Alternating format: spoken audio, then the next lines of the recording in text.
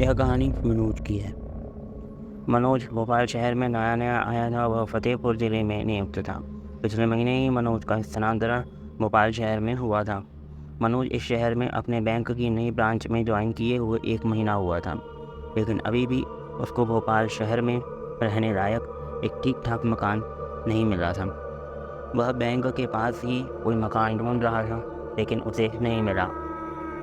जब तक उसे मकान नहीं मिला, वह अपने दोस्त संजीव के घर पर रह रहा था। संजीव का घर बैंक से बहुत दूर था, जिससे उसे वहाँ तक आने जाने में काफ़ी समस्या होती थी।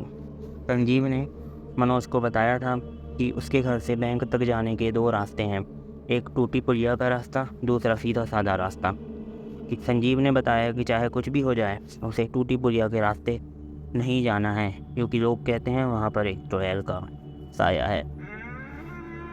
मनोज समझ गया। कुछ वक्त पहले मनोज अपने घर गांव पे गया, तो वहाँ पर उसने सारी बात अपनी पत्नी को भी बताई। उसकी पत्नी ने भी उससे यही कहा कि चाहे कुछ भी हो जाए, वह टूटी पुलिया के रास्ते से कभी भी नहीं जाएगा। गांव से वापस आकर मनोज फिर से वही दिनचर्या फॉलो करने लगा। मनोज भोपाल शहर में अपने परिवार को जल्द से जल्द लाना चाहता था, इसलिए वह जल्द से जल्द मकान की तलाश में था। इसलिए मनोज एक दिन बैंक की छुट्टी लेकर घर ढूंढने निकल पड़ा, लेकिन उसे कोई भी सफलता हाथ नहीं लगी और वो इससे इतना परेशान हो गया कि वह घर जाने के लिए निकल पड़ा। काफ़ी रात हो चुकी थी, समय काफ़ी बीत चुका था। इसे और मनोज परेशान था क्योंकि उसे घर नहीं मिला था, इसलिए उसे ध्यान ही नहीं रहा कि वह टूटी पुलिया के रास्ते से जा रहा है, जिससे उसे जाने से साफ साफ मना किया गया है। अंधेरी रात में दूर दूर तक कोई नज़र नहीं आ रहा था। टूटी पुलिया पूरी तरह सुनसान थी। टूटी पुलिया पर एक भयभीत करने वाली चुप्पी फैली थी। अमावस्या की अंधेरी रात में कुछ भी नज़र नहीं आ रहा था। मनोज की गाड़ी की हेडलाइट ही एकमात्र रोशनी का साधन थी। मनोज अपनी गहरी सोच में आगे बढ़ा जा रहा था। जैसे ही मनोज ने अपनी बाइक पुलिया पर चढ़ाई, उसे पुलिया पर एक सुंदर स्त्री नजर आई। मनोज अपने मित्र संजीव की टूटी पुलिया पर चुड़ैल वाली बात बिल्कुल भूल चुका था। उसकी नज़र उस सुंदर स्त्री पर ठहर गई। वह स्त्री उस सुनसान पुलिया पर अकेली खड़ी थी और मनोज की तरफ ही देख रही थी।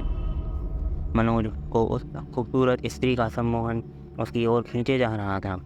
आती हुई बाइक देखकर उस स्त्री ने बाइक रोकने का संकेत दिया। मनोज ने अपनी बाइक रोक दी। तब उस स्त्री ने मनोज को बताया कि उसका इस पुलिया पर 2000 का नोट गिर गया है, जिससे वह ढूंढ रही है। उसे यह रुपए आज ही ट्यूशन देने की पगार में मिले थे, जो यहाँ रास्ते में कहीं गिर गए हैं और बहुत ढूंढने पर भी नहीं मिल रहे हैं। यह कहते कहते वह खूबसूरत स्त्री रुआंसी हो गई। मनोज उस रोती हुई स्त्री के आंसू देखकर भावुक हो गया। उसने पुलिया पर अकेली परेशान स्त्री की सहायता करने का मन बना लिया। मनोज अपनी बाइक से उतरा और अपने मोबाइल का टॉर्च जलाकर उस स्त्री का खोया हुआ 2000 का नोट पुलिया पर ढूंढने लगा। जब मनोज सड़क पर झुककर पुलिया के चारों तरफ फैली झाड़ियों में उस स्त्री का खोया हुआ नोट ढूंढ रहा था, तभी कहीं से उसे हंसने की आवाज़ आई।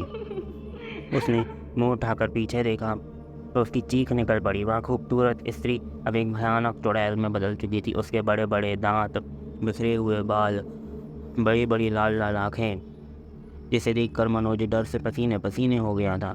मनोज को अब अपने मित्र संजीव की बात याद आ रही थी कि उसने टूटी पुलिया पर जाने से सख्त मना किया था। मनोज डर से बुरी तरह काँप रहा था। मनोज ने अपनी सहायता के लिए चारों ओर देखा, लेकिन वहाँ कोई नहीं था। दूर दूर तक सिर्फ सन्नाटा था, लेकिन फिर भी वह चीख रहा था कि शायद कोई उसकी आवाज़ सुन ले और मदद करे। मनोज लगातार भगवान को याद किए जा रहा था। वो चुड़ैल धीरे धीरे मनोज के पास आ रही थी। मनोज धीरे धीरे सरकते पीछे जा रहा था और वह कब पुलिया के किनारे तक आ गया, उसे पता ही नहीं चला और मनोज पुलिया से नीचे गिर गया। उसका सर एक पत्थर से जा टकराया, जिससे वह बेहोश होने लगा। बेहोश होने से पहले उसने देखा कि चुड़ैल हवा में उड़ते हुए उसके पास आ रही है और वह उसके सीने पर आकर बैठ गई। मनोज अब बेहोश हो गया था।